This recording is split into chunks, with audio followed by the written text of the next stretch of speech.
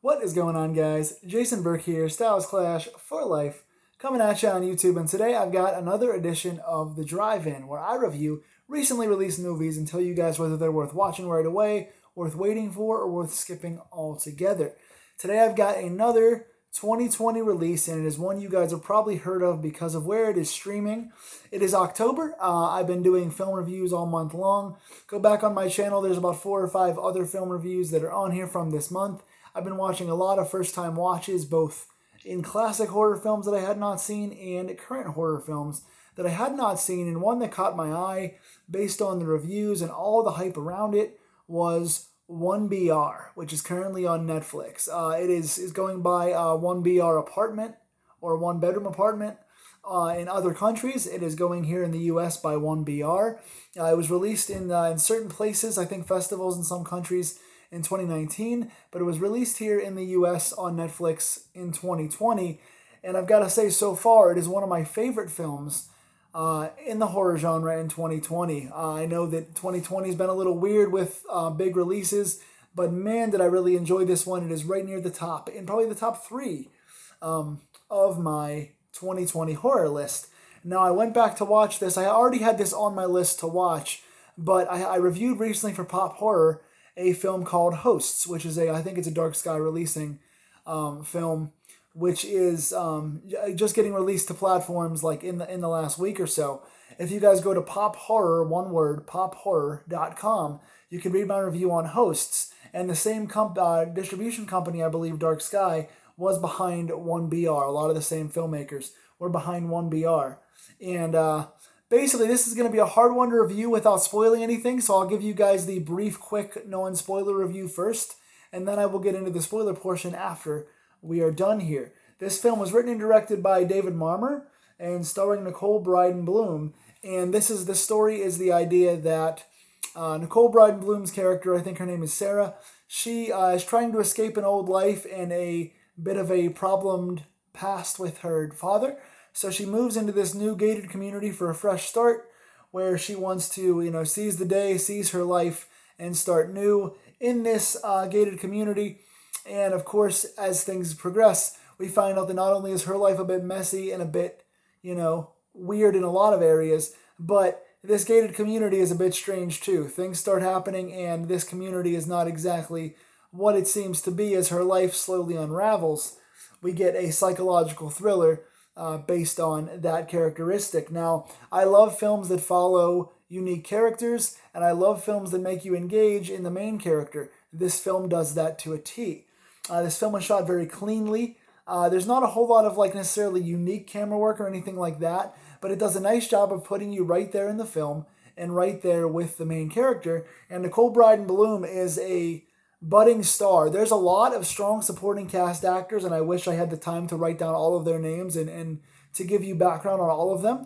But this is a strongly acted film overall. When you've got a psychological thriller, you have to invest in the characters, and you feel for Nicole Bryden Bloom's character. She acts in this very, very well. But also all of the different tenants of this 1BR apartment, this community, they all have very unique characteristics. You've got a guy who just lost his wife recently, who has glasses with kind of like the one eye hole removed. You've got an old lady with dementia who you feel for, kind of as like one of the stalwarts of the community. You've got the main guy who's welcoming everyone to the building. You've got a cast of characters here. You've got the next door neighbor who seems really charming and kind of has a bit of a romantic tryst with the main character. So you've got a really engaging, strong main character who you can relate to because she had problems with the last place she lived. She had problems with her father. She's trying to take control of her life. Her job is she gets barked at. She's kind of going nowhere in life, and she wants a fresh start. And you can see her character development as she goes on and the reasons why she wanted a fresh start and why she gets stuck in the situation she gets stuck in. So you feel for her, and you see all of these different charismas and character traits coming out of these background characters that you did not expect. So this is a psychological thriller that engages you from the beginning and keeps you locked in the entire way, and it gets more dark and twisted as things go along. Again, I can't give too much away without giving away what the big twist is that leads us into the second act of this film. So for those of you guys that have not seen this film, I'm going to give this movie a 7.5 out of 10. I'm a really big fan of this thing, almost even leaning towards an 8 out of 10. I would say this is in my top 3 for 2020. It is a psychological thriller with nice twists and nice characters that is paced very well. It's only 90 minutes and it seems even shorter than that. So good pacing, good sound design, good characters, good writing, and good directing. And I believe this is David Marmor's first ever directorial debut. So I look forward to seeing what he and his team do next, because Dark Sky and David Marmor, this whole team, is very, very promising from what I'm seeing in this film. I love when a film is not what you expect it to be, and that is what this film does for us. So 7.5 out of 10, bordering on an 8.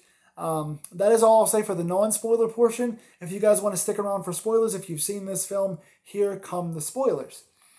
Story-wise, so the main character, she sneaks in a cat to live with her, which is against the rules of the apartment. And then she wakes up one night after hearing noises in the piping and all the different plumbing in the building.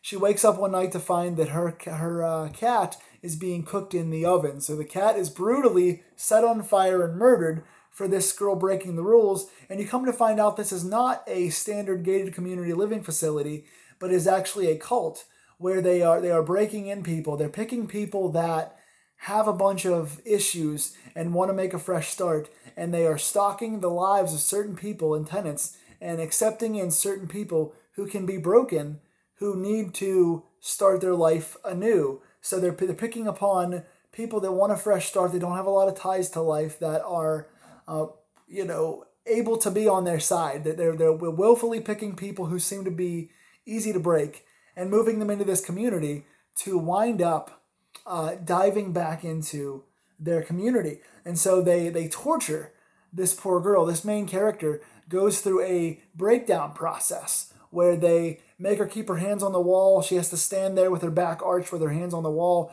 for hours at a time until the light is lit. There's cameras watching her 24/7. She can't escape.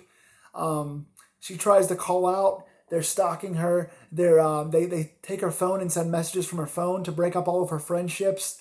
They're trying to basically take every aspect of her freedom and her life away so she can willfully submit to them and their whims. At one point, her hands come off the wall for like 1 minute. So they come into the room and they nail her hands to the wall with nails, putting holes in her hands, almost like Jesus being nailed to the cross. So even a bit allegorical here in the sense, because these cult leaders, the main guy says that he's trying to do good for the community. He's trying to take these people and build a better life for them by making them submit to his way of religion. So it comes back to the story of him being involved in this religion where he's trying to build people up in his way of thinking. So he's almost kind of a different form of Christ in his mind.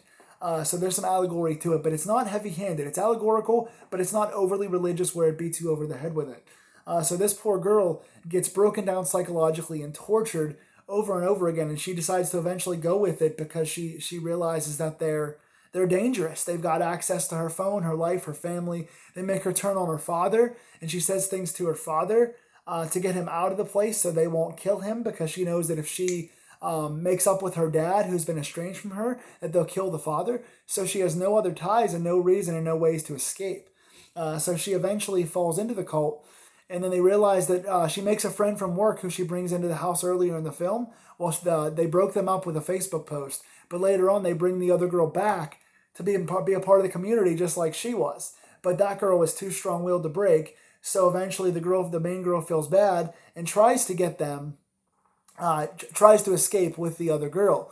Another big twist at the end, though, is when the main girl finally does escape, the friend is killed, the main girl does finally escape, and as she gets out, she realizes that not only is her gated community blinking to alert people that she's escaped, but every community. The street is made up of two sides of gated communities that are all blinking in unison because they're all part of this cult. She lives not only in a community with a cult, but the entire neighborhood, the whole city, is lined with gated communities that belong to this cult that are all training people to think their way. So really chilling, good open end, good storytelling, good character progression, good choice for the backgrounds to keep you tucked in and tense and feel like you're stuck with nowhere to go. good lighting, everything about this I just really enjoyed. I love the way they ended it. I hope there are more of these. I would love to see where this character and where this community can go next. So great job, David Marmor. Good storytelling, great writing. I love this. I hope you guys liked it too. Tell me in the comments below if you saw 1BR. If you have not seen it, it's on Netflix right now, so I would say it's worth your time. It's worth your 90 minutes. Very fast, well-paced, easy watch. Go check it out. Tell me in the comments below what else I should review. I am recording 4 or 5 reviews today, so you guys will see me back to back to back. But I'll be uploading this one first, and plenty of others will follow. So stay on this channel for more horror reviews this October. Thanks, guys.